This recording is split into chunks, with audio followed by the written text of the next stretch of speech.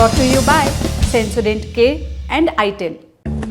बस बैक नहीं आया। SLS पैराफिन और दूध का करंट भी कौन तो लाइफ का करंट ऑन कुछ भी तो ट्राई करके देख ले। Sensodyne K toothpaste for sensitive teeth. प्रधानमंत्री नरेंद्र मोदी ने 13 जनवरी को जम्मू कश्मीर के गांदरबल में जेड मोड़ टनल का उद्घाटन किया। Srinagar Leh national highway number 1 पर बनी ये टनल करीब 6.4 किलोमीटर लंबी है। ये टनल श्रीनगर को सोनमर्ग से जोड़ेगी। टनल बनने से लोगों को इस रूट पर ऑल वेदर कनेक्टिविटी मिलेगी। टनल का इनॉग्रेशन करते हुए, उद्घाटन करते हुए प्रधानमंत्री नरेंद्र मोदी ने क्या कहा? खास बातें। पहली बात, पीएम ने कहा जम्मू कश्मीर और लद्दाख की एक और पुरानी मांग आज पूरी हो गई। ये मोदी है जो वादा करता है और निभाता है। दूसरी बात, टनल बन जाने से सोनमर्ग के साथ कारगिल और लेह के लोगों की जिंदगी भी आसान होगी। अब एवलांच या लैंडस्लाइड के कारण रास्ते बंद होने की समस्या भी कम होगी। मुश्किल दिनों को पीछे छोड़कर हमारा कश्मीर धरती के स्वर्ग की पहचान वापस पा रहा है। आज लोग रात में लाल चौक पर आइसक्रीम खाने जा रहे हैं। चेनाब ब्रिज की इंजीनियरिंग देख करके दुनिया हैरान है। यहाँ कुछ दिन पहले पैसेंजर ट्रेन का ट्रायल हुआ। 42,000 करोड़ से ज्यादा के प्रोजेक्ट्स पर काम चल रहा है। केंद्र में हमारी सरकार बनने के बाद ही 2015 में सोनमर्ग टनल के वास्तविक निर्माण का काम शुरू हुआ और मुख्यमंत्री जी ने बहुत ही अच्छे शब्दों में उस कालखंड का वर्णन भी किया।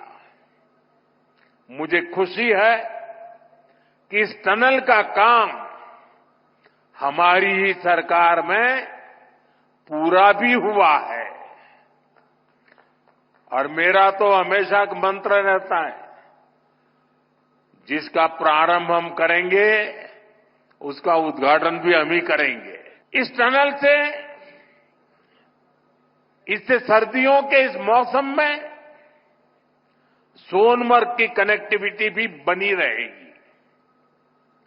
इससे सोनमर्ग समेत इस पूरे इलाके में टूरिज्म को भी नए पंख लगने वाले हैं।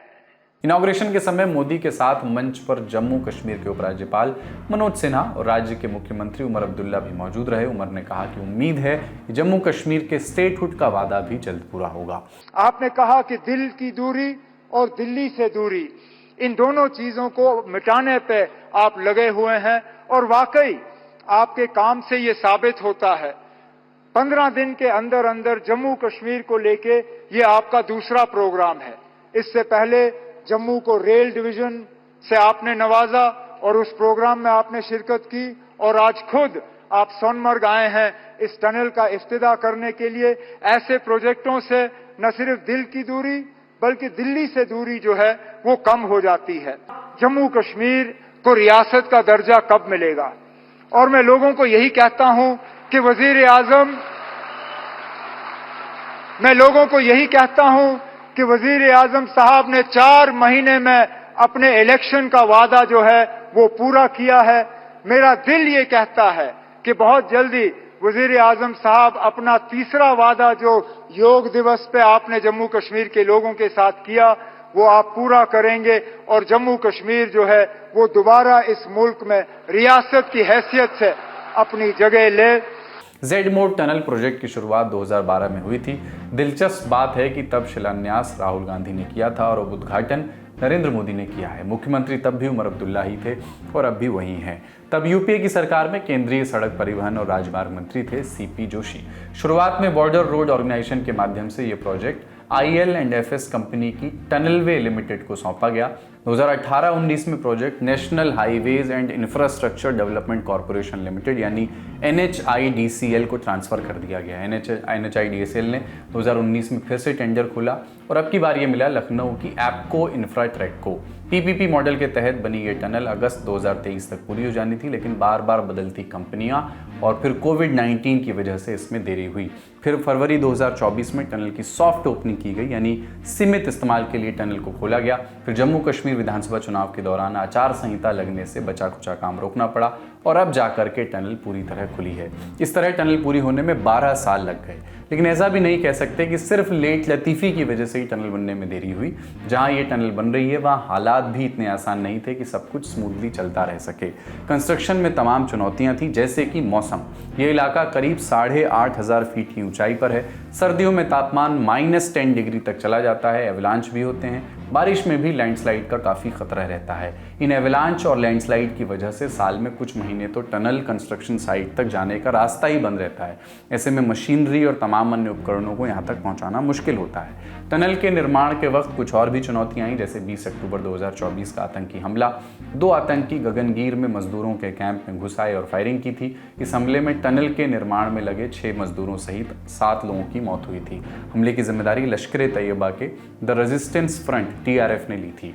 घाटी का यह इलाका भूविज्ञान की नज़र से भी काफ़ी संवेदनशील है। ऐसे में टनल बनाने के लिए न्यू ऑस्ट्रियन टनलिंग मेथड का इस्तेमाल किया गया। क्या होता है न्यू ऑस्ट्रियन टनलिंग मेथड? ये मेथड तब इस्तेमाल किया जाता है जब किसी हिली एरिया में, पहाड़ी इलाके में टनल बनानी हो। ये एक डिज़ाइन एज यू मॉनिटर किस्म का मेथड है, माने इसमें इंजीनियर पहले से पूरी टनल बनाने का प्लान तैयार करके बैठे। ये ज़रूरी नहीं होता, जैसे जैसे वो टनल में आगे बढ़ते हैं प्लान पुख्ता होता जाता है। कई स्तर पर छोटी छोटी ब्लास्टिंग कराई जाती है। ब्लास्टिंग का मलबा हटाने के बाद शॉर्ट क्रीट यानी छोटी कंक्रीट का छिड़काव भी किया जाता है ताकि सुरंग धंसे नहीं।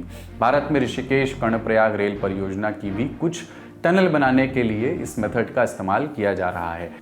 टनल का नाम जेड मोड है क्योंकि इसका आकार अंग्रेजी के जेड के जैसा है। ये जोजिला टनल प्रोजेक्ट का हिस्सा है। जोजिला टनल एशिया की सबसे लंबी बाई डायरेक्शनल टनल में से एक है। इसके तैयार होने से बालटाल, कारगिल और लद्दाख को ऑल वेदर कनेक्टिविटी मिलेगी।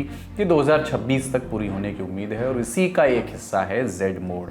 ये टनल अहम इसलिए है क्योंकि इसके बन जाने से श्रीनगर से लद्दाख तक आवाजाही आसान होगी और इसका सबसे बड़ा फायदा मिलेगा सेना को। श्रीनगर, कारगिल, लेह, द्रास जैसे इलाके में निगरानी रखना आसान होगा। बॉर्डर के पास के इलाकों का इंफ्रास्ट्रक्चर मजबूत होगा। अभी सियाचिन और पूर्वी लद्दाख में फोर्स को देखरेख और सुरक्षा के लिए मुख्य तौर पर एयरक्राफ्ट पर निर्भर रहना होता है। ये निर्भरता कम होकर के सड़क मार्ग पर भी शिफ्ट हो सकेगी।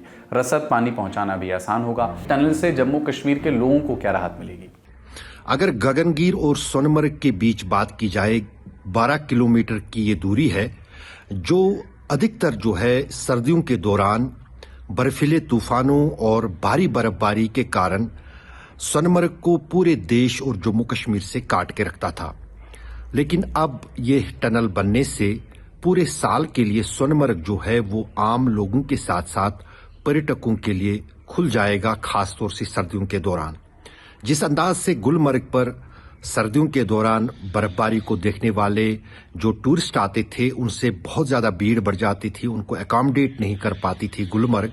अब कहीं न कहीं पर्यटन विभाग को दूसरी जगह मिली है गुलमर्ग के साथ साथ सोनमर्ग, जहां पर न सिर्फ पर्यटक सर्दियों के दौरान आ सकते हैं बल्कि साथ ही साथ जो है विंटर गेम्स का आयोजन हो सकता है, क्योंकि नेचुरल स्लोप्स है सोनमर्ग में और बहुत ही खूबसूरत घाटी है जहां पर विंटर गेम्स, चाहे स्नो स्कीइंग हो, स्नो स्पोर्ट्स हो, उनको जो है वहां पर आयोजित किया जा सकता है।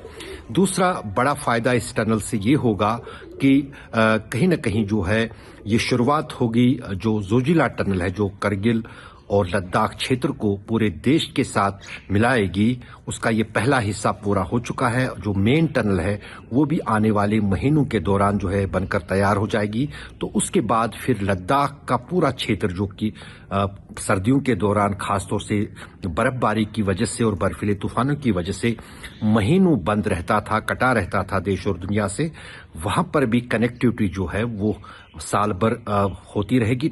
चुनौतियों और राहत की बात तो हो गई, अब एक उस काम की भी बात जो जेड मोड जितना ही अहम है लेकिन अभी अधूरा है। USBRL माने उधमपुर श्रीनगर बारामूला रेल लिंक परियोजना।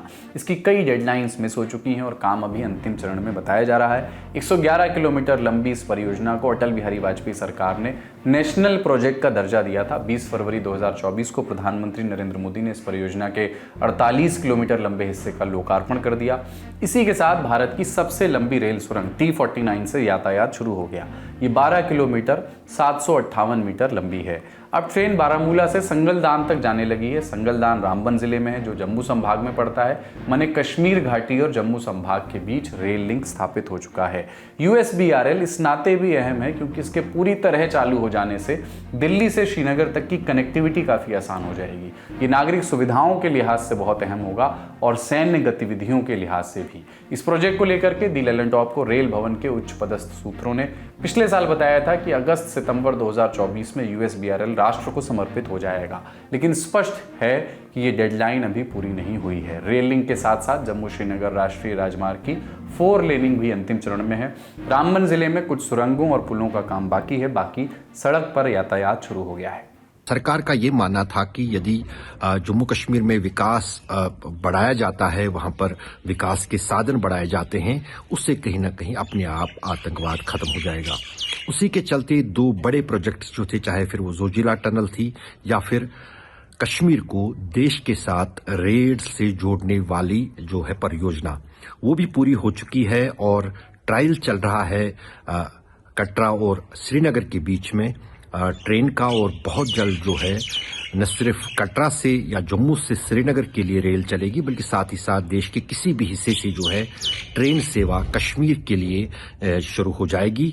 उस पे पूरा काम हो चुका है, ट्रायल भी हो चुका है। अब सिर्फ इंतजार है उस घड़ी का जब ये ट्रेन को हरी झंडी दिखाकर कश्मीर के लिए दिल्ली से रवाना किया जाएगा। और माना जा रहा है कि 26 जनवरी को ये काम जो है जम्मू कश्मीर में शुरू होगा। आशा करते हैं कि जेड मोड टनल की तरह इन प्रोजेक्ट्स का काम भी पूरा हो, ताकि कई लिहाज से महत्वपूर्ण कनेक्टिविटी सुगम हो सके, सुनिश्चित हो सके।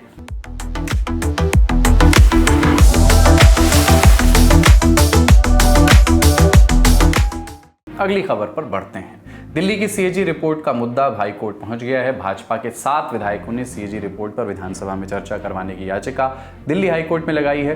13 जनवरी को इस पर सुनवाई हुई। जस्टिस सचिन दत्ता की बेंच ने दिल्ली सरकार के रवैये को लेकर के कुछ सख्त टिप्पणियां की। कहा कि दिल्ली सरकार CAG रिपोर्ट पर विचार करने में और चर्चा करवाने में कदम पीछे खींच रही है। इससे ईमानदारी पर संदेह पैदा होता है। दिल्ली सरकार को चाहिए कि CAG रिपोर्ट तुरंत विधानसभा स्पीकर के पास भेजी जाए, सदन में चर्चा कराई जाए। कोर्ट ने इस बात का भी जिक्र किया कि सरकार ने उपराज्यपाल को कैग रिपोर्ट भेजने में देरी की। इन बातों के बीच आम आदमी पार्टी की तरफ से कोर्ट में कहा गया है कि सिर्फ इस रिपोर्ट पर चर्चा के लिए विधानसभा का विशेष सत्र बुलाना मुश्किल होगा, खासकर तब जब विधानसभा चुनाव सिर पर हैं।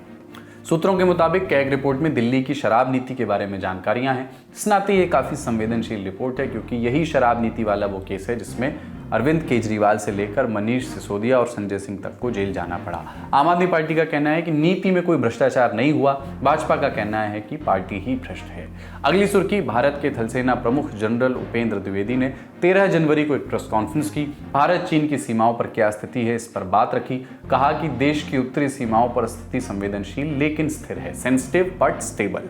जनरल द्विवेदी ने और क्या कहा, बिंदुवार जानते हैं। अक्टूबर में पूर्वी लद्दाख के देपसांग और डेमचोक में स्थिति सुलझ गई है। इन दोनों इलाकों में गश्त शुरू हो गई है। जम्मू कश्मीर में स्थिति पूरी तरह नियंत्रण में है।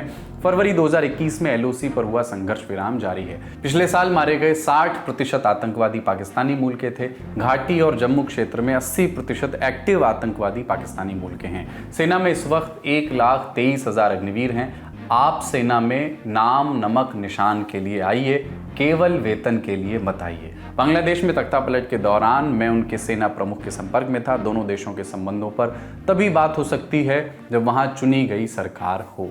सेना प्रमुख के बयान के बीच एक और खबर आई। इंडिया टुडे की रिपोर्ट के मुताबिक चीन ने LAC यानी लाइन ऑफ एक्चुअल कंट्रोल के पास कॉम्बैट ड्रिल शुरू कर दी है। ये ड्रिल चीन की सेना पीपल्स लिबरेशन आर्मी की शिनजियांग मिलिट्री कमांड के अगुवाई में की जा रही हैं। इस दौरान ड्रोन और मानव रहित सिस्टम जैसे आधुनिक टेक्निक का इस्तेमाल किया जा रहा है। चीन की ओर से ये कदम ऐसे वक्त में उठाया गया जब दोनों देश शांति स्थापित करने की दिशा में पुरजोर कोशिश कर रहे हैं। आपको याद होगा 21 अक्टूबर 2024 को भारत और चीन के बीच LAC पर सैनिकों को पीछे हटाने को लेकर के एक समझौता हुआ था, डी-एस्केलेशन का समझौता। समझौते के तहत दोनों देशों ने देपसांग और डेमचोक में फिर से पेट्रोलिंग शुरू करने पर सहमति जताई थी। ऐसे में अब ये दावे कि चीन इसी क्षेत्र में कॉम्बैट ड्रिल कर रहा है, सतर्कता को बढ़ाने वाली खबर है। आज का ललन टॉप शो यहीं तक। अपना और अपनों का ख्याल रखिए, देखते रहिए दी ललन टॉप। शुक्रिया, शुभ रात्रि।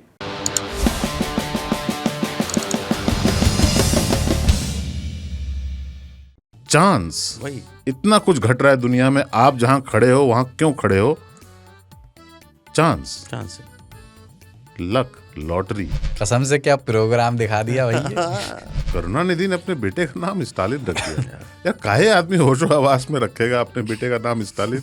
किसी खलनायक के नाम पे अमरीश पुरी नाम का लड़का नहीं मिलता आजकल आपको। मैं तो अपनी पूरा किताब कॉपी से भरा बस्ता ही बेच दिया था। आगे बोलते गायब हो गया और 1.5 रुपया में बेच दिए थे, जबकि बस्ते की कीमत उसमें 10-12 रुपये रही होगी। कॉपी किताब से एक बार फिर से हंसीएगा वैसे।